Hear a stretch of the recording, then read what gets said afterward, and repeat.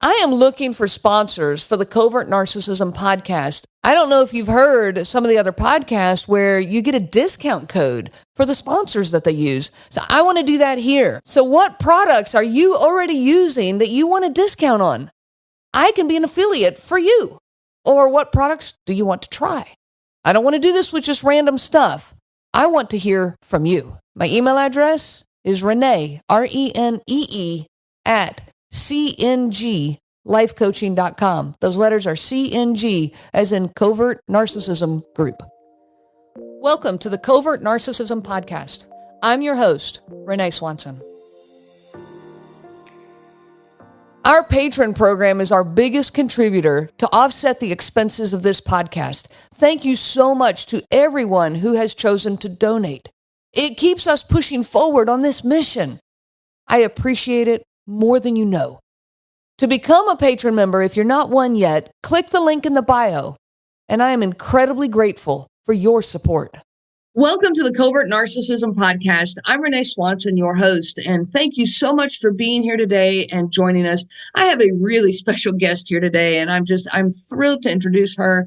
Her name is Erin Riley, and Erin, thank you so much for being here and for just all the work that you do. I just want to right now say thank you, and then we're going to introduce kind of what that work is. Well, thank you so much for having me today, Renee. It's an honor to be on your podcast because my topic is covert narcissism, right? And so this is the podcast for covert narcissism and the people who have unfortunately had dealings with folks like this. So information coming. Yes, and that is my whole mission, is just to get all the information out there we can about covert narcissism. So Erin has written a book. It's called A Dark Force. And I have read this book, and I'm going to tell you right now, I could not put it down. It's been years since I've read a book that I read that fast. I just inhaled it. It was so incredibly compelling and very, very relatable, very affirming to what I had been through. You know, there are subtle differences, but we live so much of the same stories that it really was very relatable to me. So, Erin, thank you. For starters, thank you for doing that. Well, I had to write this book, Renee. Anybody who's been through a relationship like this, there's a lot to unpack in the aftermath, a lot to kind of like reprocess. So when you're in a relationship with a covert narcissist, you may think things are going pretty well. They might be very helpful. Mine was very helpful around the house, and everybody outside the house thought he was great. What a nice guy. So helpful. Aren't you lucky? And then, of course, while they're gaslighting you and doing all this other crazy stuff at home, you're questioning your own sanity here. Like, maybe I am the one that's the problem. Maybe it is me. And so I'm here to tell you it's most likely not you. And so I wrote the book to help people understand the subtlety of covert narcissism, because you and I have spoken before, Renee, and the behaviors are very similar, relationship to relationship, narcissist to narcissist. And so if I can sort of take the lid off that and tell people how they behave and how you might feel in their presence and some of the things they might say, perhaps they would recognize that in their own relationships and maybe pay closer attention to what's going on. Hopefully so. And then either not dive into that relationship or at the very least not spend decades at it. Yeah. Decades, right? I was 20 years, two decades. And I didn't meet my narcissistic, this is my second husband, until I was 40 years old. So I thought I was good to go. I'd been independent and living alone. I had a big career and whatnot. But I almost feel as though he stole some of the best years of my life, because from 40 to age, say, almost 60 years old, when you're supposed to be like really vibrant in your life and really, knowing yourself and at the top of your success and whatnot, feeling best about yourself. That's when my life was crumbling and I could not figure out what was wrong. My health was going like off a cliff. I couldn't sleep. I was riddled with anxiety, while my husband's going, but honey, I love you. And I'm like, oh, it's not adding up. Something's really deeply wrong here. But for me, I grew up in a very dysfunctional family, like a lot of people who become chosen, we'll say the chosen few or chosen many. And so I don't really know what a healthy relationship feels like. So I really enjoyed the attention I was getting from this person. And I kind of went with that for too long. And it took a long time to figure out what was happening, almost 18 years before I realized that I was actually in trouble. Wow. Wow. And that's not unusual. I mean, that is so incredibly common. And what you mentioned earlier is just how subtle the abuse is. And that's where the covert piece comes in. That covert versus overt discussion that so many of us are having is we don't see it as abuse. And so we think that the problem is ours, like we're seeing something wrong or we're not fully understanding or whatever. Did you go through that as well? Completely. Almost every single discussion, I would think, well, why doesn't he understand what I'd say? I would say to him, I go, you don't understand anything I say, And he'd say, I understand everything you say. And I thought, well, no, you don't. Let me try to explain it again because you don't seem to understand. Well, here's the truth of the matter. He did understand everything I said. He's not stupid. Most of them aren't. He was gaming me. It was like laughing at me the whole time. We're like, I don't get it. Say it again. I don't get it. Say it again. Ha ha. I don't get it. Say it again. Oh, really? I don't understand what you're saying. Say it again. Yeah. You just kind of go, God, what? I must be going crazy. I'm trying every which way to communicate. Well, they did understand you the first time, most often. So yeah, there are some things they say like that never happened. I never said that. You must be making that up. And these are common phrases amongst covert narcissists. And you sit there saying to yourself, well, maybe I am not remembering properly. Right. And that's the most damaging aspect of it. Obviously, they got a lot of tricky tricks, those covert narcissists, but the gaslighting is the one that creates that deep self-doubt and your inability to really process information. Mm-hmm. You just question yourself. I just actually recorded a podcast yesterday that is on gaslighting. So it's funny that you bring that up specifically. I have said many, many times before that the victims of covert narcissistic abuse join the abuser in abusing themselves. We actually start gaslighting ourselves. Absolutely. Absolutely. And I talk about that, like for anybody out there that's listening that practices yoga, they talk about self-harm. And when they say self-harm, they don't always mean physical self-harm. When you are a teenager and maybe you've heard of cutting and these, behaviors that teenagers who are exhibiting huge amounts of stress and anxiety from just living in the modern world. But self-harm also includes allowing people to be abusive to you or disrespectful to you or whatnot. And while you may say in your brain, this cognitive dissonance that's going on in your brain, well, he's not hitting me. He can't be abusing me. But if he's disrespecting you or she is disrespecting you and gaslighting you or projecting their misery upon you or accusing you of something that you're not doing, that is abuse. That's what's called emotional abuse. If you're not doing it, then you're being gaslit. And that is a form of self-harm that you're allowing to happen to yourself. And your body is going to respond accordingly. Right. I had not thought of it that way. So thank you for saying that. I had not made that comparison of cutting, self-harm that's physical to the self-harm that's emotional. But it's the same correlation as physical abuse compared to emotional abuse. That's right. Your body knows that it's not being properly loved and cared for, and it's going to respond. And that's what I tell people all the time. Learn to trust your gut.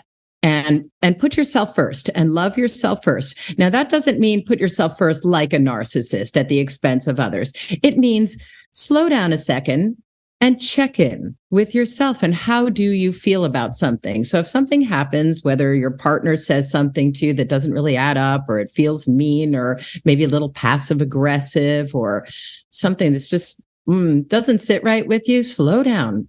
How do I feel about this? I don't like the way this feels. Okay. And then act accordingly. A lot of times people react, you're being accused. And so the natural tendency is to defend yourself. And that's what they love. They love it. That's what they're in for. So they're watching you like spin around like a freaking top, and they find it entertaining because it makes them feel powerful that they can actually affect a person's behavior. Yeah. It feeds their sense of superiority. Absolutely. Absolutely. And it's a darn shame. I shouldn't have so much empathy for narcissists. I'm glad that I don't any longer have one in my life, and I don't want any to come anywhere near me ever again. Go away. But I really still, I feel that empathy for them, that they live a life of confusion and self-loathing and anger. And it's got to be a terrible existence, but they still need to stay away from us people who have empathy for each other and want to live a genuine human existence, helping each other out. Yeah, I agree 100%. And I've said many times, it is okay to have compassion for them and still walk away. And I'm kind of in the same boat, that I do feel a lot of compassion and empathy for them, but that I am not the one that's going to be able to fix it. I'm not the one that's going to be, I'm not going to be standing by my ex's side while he tries to, hopefully find some peace in his world. I hope that he can find peace in his world, but he's going to have to do it on his own. That's right. And that's true of anyone. But, some people who are not narcissistic can change to some degree. They take an inventory of their own behaviors and they're like, I want to quit smoking, or I want to lose 5 pounds, or I want to do something. I'm going to be a better person. I'm not going to lie, or I'm not going to do this or whatever. But a narcissist has a whole different mindset, and they don't really think they're doing anything wrong. They think that you think the same way. So they're thinking transactionally, I need to get like the upper hand in this situation, whether it's a love relationship or a business relationship or almost any kind of connection. They're always thinking like, how can I get the upper hand here? And they think you're thinking the same thing. So whoever gets there first wins, and that's the way the world works. And we're thinking that they're empathetic and they're like us. And that's a really naive way to think. People out there, you need to know that there are people out there that do not have your best interests in mind. And they're not all psychopathic serial killers. There are people walking amongst us that, through no fault of their own, probably the way they were raised or some other thing that maybe happened to them when they were very young, they are thinking how they can get what they want from you. And you won't be able to see it in the beginning. So that's why I say slow down. Yeah, it's a very competitive mindset. Everything's a competition, and exactly. Including their love relationship, including their partnership. So when I was, in my 20s, I had no idea that people like this existed. Talking about that naiveness, I was open and genuine. I was an open book. I was like the perfect target for all of this. So what would you say, to someone who is in that situation? Let's say they're in their 20s and just not even aware that this even exists. Well, I'm hoping that our discussions will reach these people. I have my book on TikTok. I know there's a lot of younger people on TikTok, so I'm hoping that I can get some traction there at some point, because we just have to keep sending this information out to people, because if it doesn't come through your family system, if your parents don't warn you or you don't get this information early, maybe your parents never really had to deal with any narcissism or anything like that. Mm-hmm. If you are naive and you're coming out into the world and you're all wide-eyed and whatnot, you can be very susceptible to the charm they have. And it's not just the overt and the grandiose narcissists that are charming. There's a little vulnerability that the coverts sort of seem to present, that makes you sort of feel a little sorry for them. They're a little victim-y. Maybe their ex, was crazy and hurt them or cheated or left or did something. And, for people like us who are overly empathetic towards others, just like I said, you could be being taken advantage of. So slow down and listen to how you feel inside when you meet a person. When I met my narcissist on the very first date, there were 3 different bad feelings I had. And I just pushed him right down. I was like, but he pays so much attention to me and he's kind of cute. And I'm just telling myself everything I want to hear, even though it's, that was kind of weird. Why did he do that?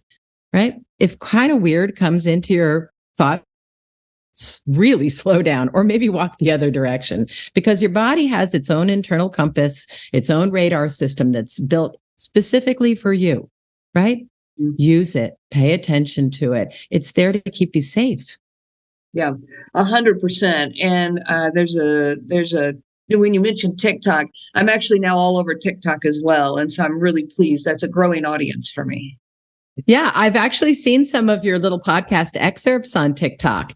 So yeah, I think that TikTok is really fun, kind of a platform. And like I said, it can be very, very expressive, and I think that that's a good place to reach a lot of younger people. A lot of younger people are on TikTok. Yeah, I definitely agree. And I think that's a good target audience to make sure we are reaching, because maybe then we can get into these, maybe stop some of these relationships before they even happen in the first place.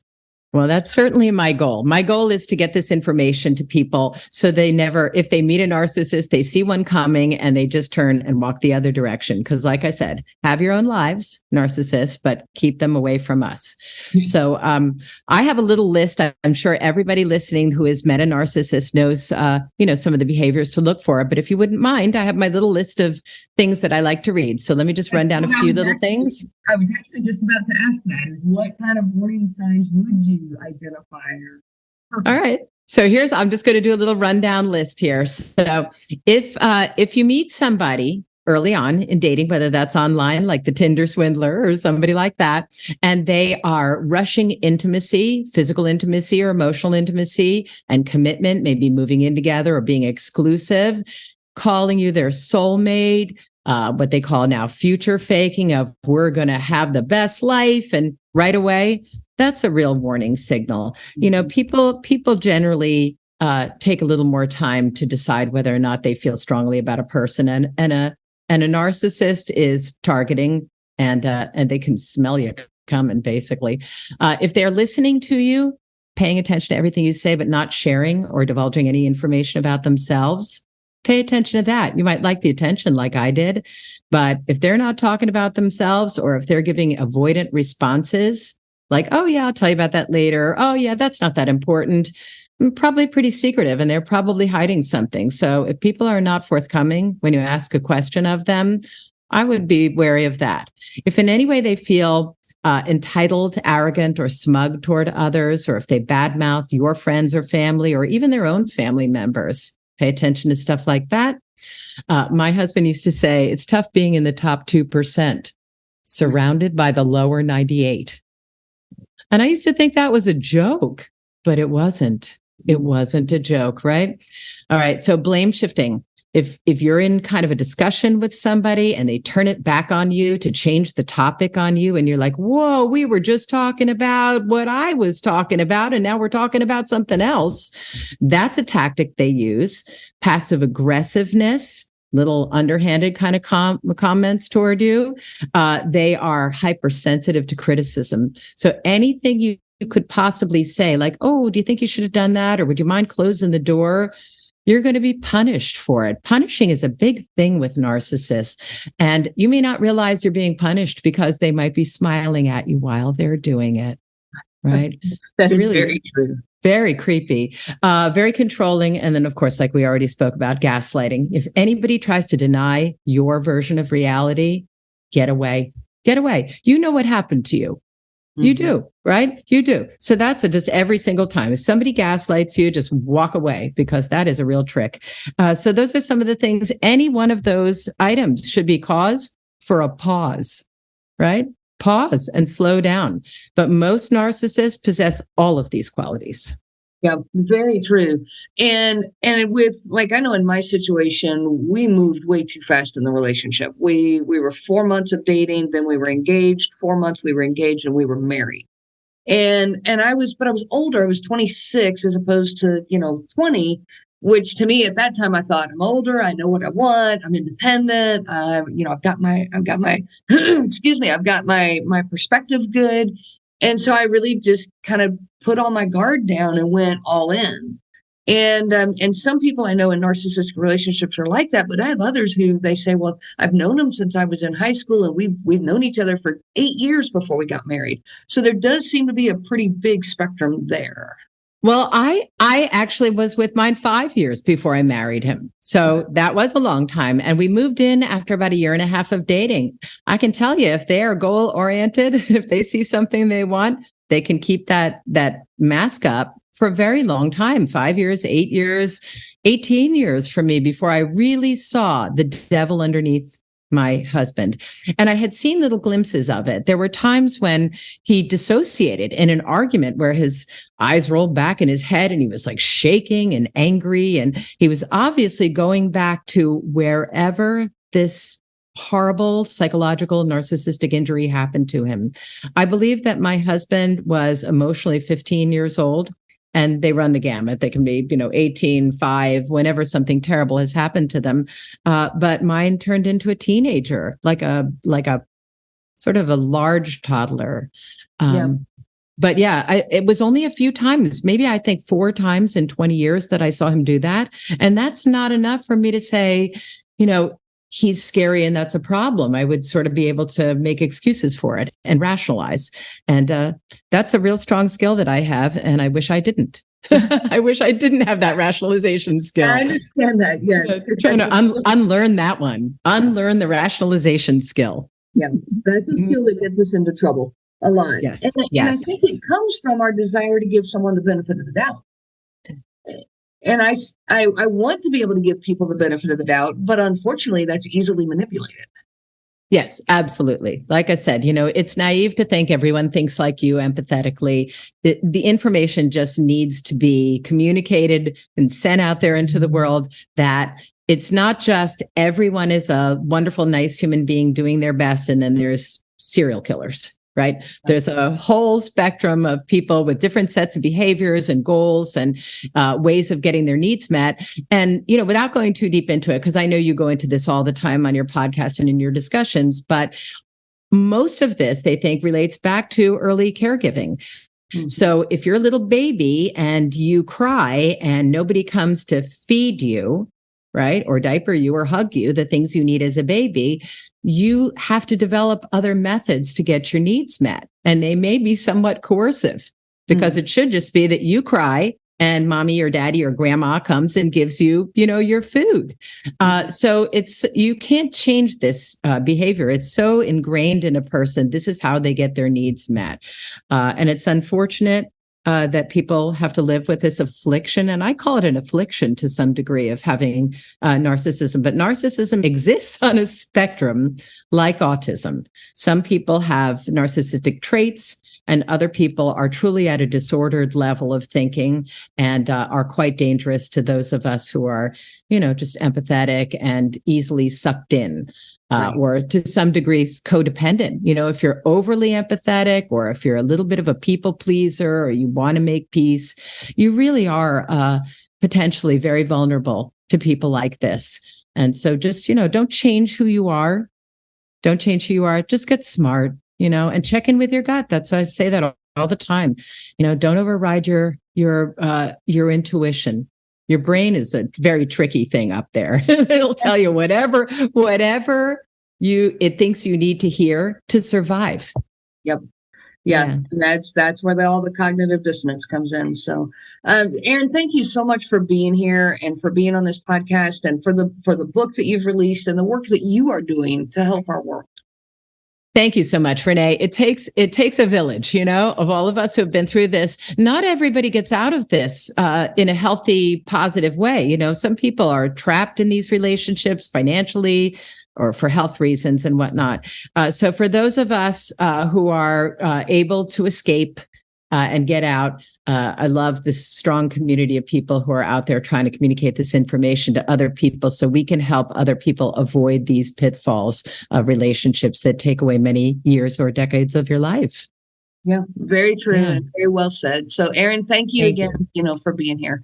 And everyone out there listening, her links for how they can find you and access to her book and all of that will be in the show notes for this episode. Erin, you want to just tell them your website real quick so they know where to find you? Sure. It's the name of the book. It's adarkforce.com. A Dark Force. And the subtitle is 20 Years with a Covert Narcissist. So the title Covert Narcissist is in the title of the book as well, too. Mm-hmm. So A Dark Force, but I'm on everything. I'm on TikTok and Instagram and Facebook and have a website and doing lots of podcast interviews and talking to people all over the world. And it's really interesting because people have been affected by narcissists in all aspects of their lives all over the world. And it does seem to be growing. So it's important that we continue the conversation. Thank you. Very much so. Yeah. All right. Well, thank you for being here. And Thanks. Everyone out there, I wish you so much peace on your journey of healing. You have been listening to the Covert Narcissism Podcast with your host, Renee Swanson. Be sure to check out our website at www.covertnarcissism.com. There you will find many resources just for you to help you on this journey. You can also reach out to me by email at Renee, RENEE, at cnglifecoaching.com. Those letters are CNG, as in Covert Narcissism Group. I do look forward to hearing from you. I wish you so much peace on your journey of healing.